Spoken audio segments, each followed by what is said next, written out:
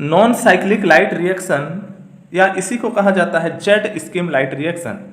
Non cyclic light reaction जो है यह फोटोसिंथेसिस का ही एक रिएक्शन है।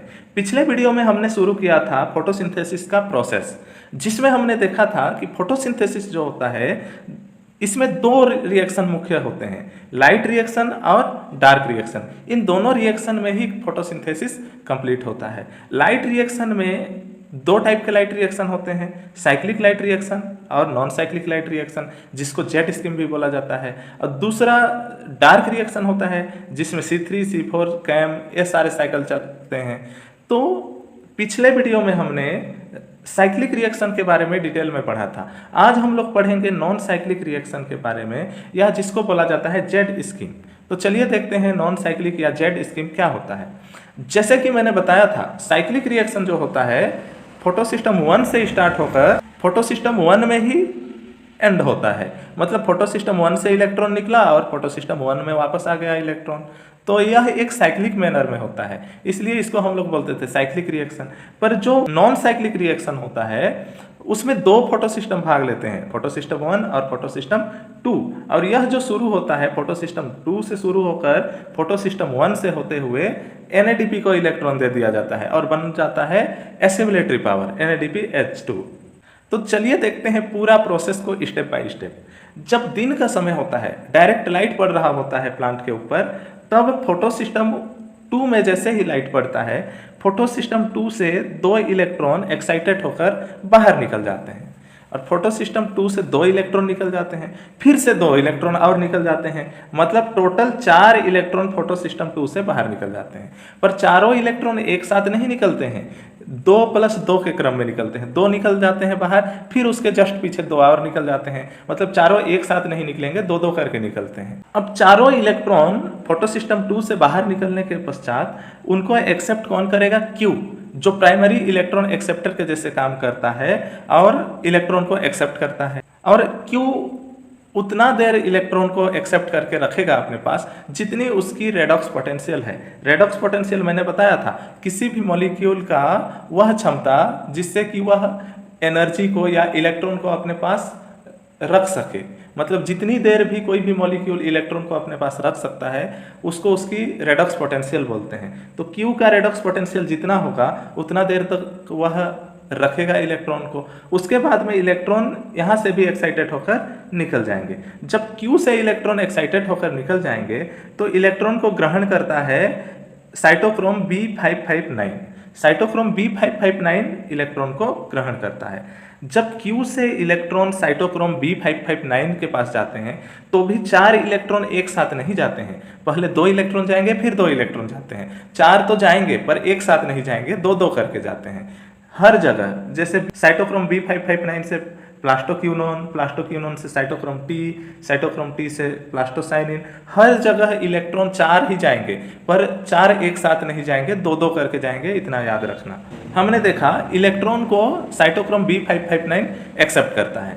साइटोक्रोम का रेडॉक्स पोटेंशियल जितना होगा उतनी देर तक तो वह इलेक्ट्रॉन को रखती है अपने पास, फिर इलेक्ट्रॉन यहाँ से भी एक्साइटेड होकर निकल जाते हैं। और साइटोक्रोम B559 से जैसे ही इलेक्ट्रॉन निकलते हैं एक्साइटेड होकर, उनको एक्सेप्ट कर लेता है PQ, प्लास्टोक्यूनोन।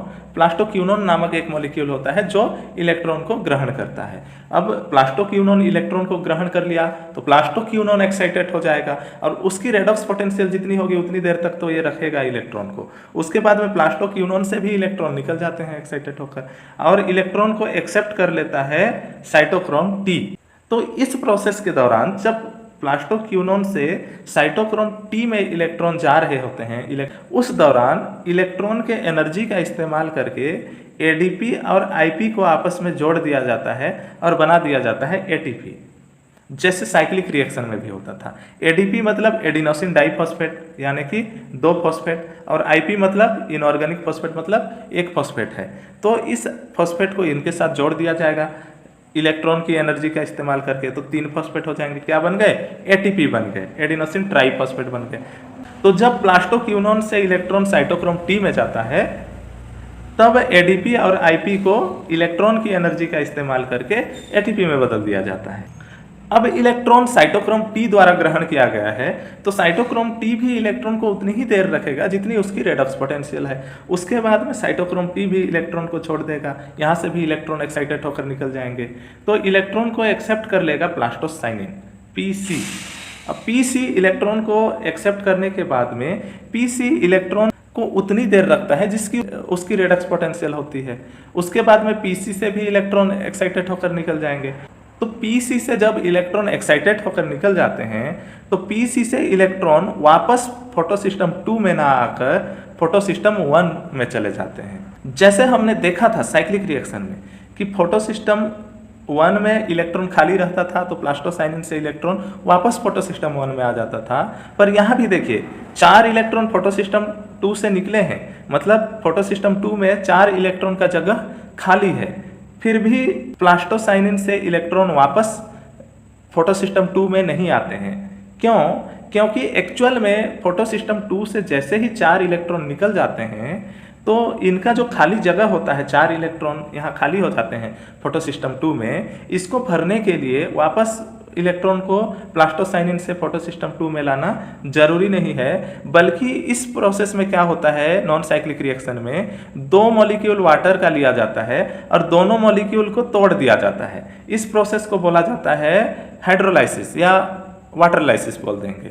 और इसको करता है एक एंजाइम होता है यहाँ पे वाटर ऑक्सीडाइजिंग कॉम्प्लेक्स एंजाइम, जो इन वाटर को तोड़ देता है। और वाटर को तोड़कर क्या बना देगा, 4 इलेक्ट्रॉन, 4 प्रोटॉन और 2 ऑक्सीजन।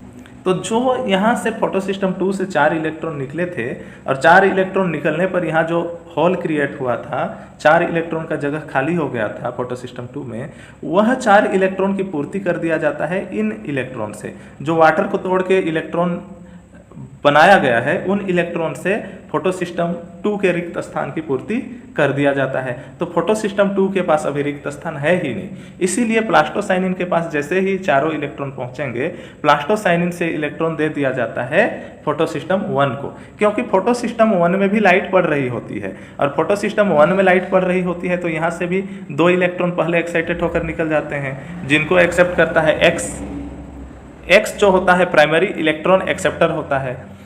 फिर से और 2 इलेक्ट्रॉन निकल जाते हैं यहाँ से, तो यहाँ से भी 4 इलेक्ट्रॉन निकलते हैं पर 2-2 के क्रम में निकलते हैं। तो जैसे ही यहाँ से 4 इलेक्ट्रॉन निकल जाएंगे, प्लास्टोसाइनिन के पास जो चारों इलेक्ट्रॉन है उसको दे दिया जाएगा फोटोसिस्टम 1 को।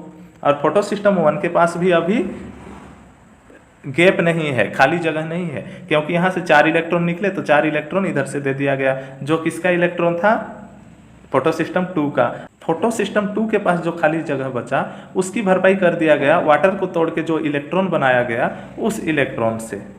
तो इस प्रकार से अभी फोटोसिस्टम 2 में और ना ही फोटोसिस्टम 1 में खाली जगह है, मतलब इलेक्ट्रॉन फिल हो गए हैं। तो इलेक्ट्रॉन क्या करता है, 4 इलेक्ट्रॉन को प्राइमरी इलेक्ट्रॉन एक्सेप्टर एक्स जो होता है वह एक्सेप्ट करता है, और एक्स अपने रेडॉक्स पोटेंशियल जितना होता है उतनी देर तक इलेक्ट्रॉन को रखेगा। उसके बाद में एक्स से इलेक्ट्रॉन निकल जाते हैं और इलेक्ट्रॉन को एक्सेप्ट करता है FRS आयरन सल्फर कॉम्प्लेक्स। और आयरन सल्फर कॉम्प्लेक्स भी उतनी ही देर इलेक्ट्रॉन को रखेगी अपने पास जितनी इसकी रेडॉक्स पोटेंशियल है। उसके बाद में इलेक्ट्रॉन चला जाता है FD के पास। FD का फुल फॉर्म होता है फेरोडॉक्सिन। अब फेरोडॉक्सिन भी इलेक्ट्रॉन को अपने रेडॉक्स पोटेंशियल के मुताबिक रखेगा। उसके बाद में इलेक्ट्रॉन चला जाएगा R ग्रुप के पास, और R ग्रुप भी इलेक्ट्रॉन को अपने रेडॉक्स पोटेंशियल के हिसाब से रखता है, जितनी उसकी रेडॉक्स पोटेंशियल है उतनी देर रखता है। उसके बाद में यहाँ से भी इलेक्ट्रॉन एक्साइटेड होकर निकल जाते हैं बाहर, R ग्रुप से भी। और R ग्रुप से जब इलेक्ट्रॉन एक्साइटेड होकर बाहर निकल जाते हैं तब उस इलेक्ट्रॉन को एक्सेप्ट कर लेता है NADP+। NADP+, एक NADP 2 इलेक्ट्रॉन एक्सेप्ट कर सकता है। तो यहाँ 4 इलेक्ट्रॉन हैं, अतः यहाँ पे 2 NADP 4 इलेक्ट्रॉन को एक्सेप्ट कर लेंगे। अब 2 NADP के पास 4 इलेक्ट्रॉन हो गए तो NADP क्या करेगा, प्रोटॉन जोड़ लेगा।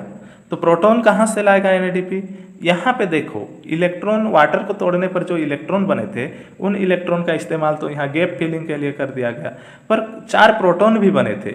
इन प्रोटॉन को NADP यहाँ यूज कर लेता है, और NADP आप अपने में जोड़ करके क्या बन जाता है, NADPH2, तो 2 मॉलिक्यूल NADP के थे, इसलिए यहाँ पे 2 NADPH2 बन जाएगा। 4 इलेक्ट्रॉन अगर इधर से फ्लो हो रहे हैं तो 2 NADPH2 बनेंगे। अगर 2 इलेक्ट्रॉन इधर से हम लोग दिखाएं तो यहाँ पे 1 NADPH2 बनेगा। इस प्रकार से non cyclic light reaction complete होता है। यहाँ फोटो सिस्टम 2 से इलेक्ट्रॉन चलना शुरू होता है, फोटो सिस्टम 1 से होते हुए किसको दे दिया जाता है, NADP+ को दे दिया जाता है। और NADP+ को जैसे ही इलेक्ट्रॉन मिलता है, NADP+ के पास एनर्जी आ जाता है और वह अपने आप में प्रोटॉन को जोड़ लेता है, और प्रोटॉन को जैसे ही जोड़ेगा वह कन्वर्ट हो जाता है NADPH2 में, जिसको बोलते हैं हम लोग एसिमिलेटरी पावर। एसिमिलेटरी पावर यानी कि केमिकल एनर्जी। याद रखिएगा, लाइट एनर्जी को केमिकल एनर्जी में कन्वर्ट करने का काम फोटोसिंथेसिस के लाइट रिएक्शन में होता है, डार्क रिएक्शन में नहीं। लाइट रिएक्शन चल रहा है, नॉन साइक्लिक रिएक्शन है, यहाँ पे लाइट एनर्जी इधर से पड़ रहा है, लाइट एनर्जी को किस एनर्जी में कन्वर्ट किया जा रहा है, केमिकल एनर्जी, जिसको हम लोग एसिमिलेटरी पावर भी बोलते हैं, NADPH2। और एक चीज ध्यान देने वाली बात है, इसी नॉन साइक्लिक रिएक्शन के दौरान ही वाटर को क्या किया जा रहा है, स्प्लिट किया जा रहा है, तोड़ा जा रहा है। 4 इलेक्ट्रॉन 4 प्रोटॉन और 2 ऑक्सीजन बन रहे हैं। तो इलेक्ट्रॉन का इस्तेमाल तो इधर कर दिया जा रहा है, प्रोटॉन का इस्तेमाल इधर कर दिया जा रहा है, पर जो O2 हैं, 2 O2 निकलते हैं, इन O2 को बाहर स्टोमेटा से नेचर में, इन्वायरमेंट में रिलीज कर दिया जाता है। प्लांट इनको बाहर कर देते हैं स्टोमेटा के द्वारा। मतलब O2 इनके लिए, प्लांट के लिए फोटोसिंथेसिस के दौरान वेस्टफुल प्रोडक्ट है, इसलिए उसको बाहर फेंक देते हैं प्लांट, और उसी को हम लोग श्वास के रूप में लेते हैं। मतलब हम लोग कहते हैं ना, फोटोसिंथेसिस में ऑक्सीजन गैस निकलता है, तो वह किस रिएक्शन से निकलता है, याद रखिएगा, ऑक्सीजन गैस जो निकलता है फोटोसिंथेसिस के दौरान, वह होता है नॉन साइक्लिक रिएक्शन के दौरान निकलता है, जिसको हम लोग जेड स्कीम भी बोलते हैं। जेड स्कीम क्यों बोलते हैं, मान लो अभी इसको आप 90 डिग्री टर्न कर दो। कैसे टर्न कर दो, कुछ इधर इस दिशा में 90 डिग्री घुमा दो, तो कैसे देखने को मिलेगा हमें, जेड के रूप में। जैसे आप नोटिस कीजिए, ऐसा इसको 90 डिग्री घुमा दें तो हमें जेड के जैसे देखने को मिलता है, इसलिए इसको जेड स्कीम भी कहा जाता है। और नॉन साइक्लिक क्यों कहा जाता है, क्योंकि इसमें इलेक्ट्रॉन यहाँ से चलना शुरू हुआ और यहाँ तक गया। अगर इलेक्ट्रॉन वापस ऐसा आ जाता है यहाँ तक तो इसको साइक्लिक बोलते, पर इसमें वापस इलेक्ट्रॉन वहाँ नहीं आता है, बल्कि NADP को दे दिया जाता है और एसिमिलेटरी पावर बना लिया जाता है, इसलिए इसको नॉन साइक्लिक लाइट रिएक्शन भी कहा जाता है।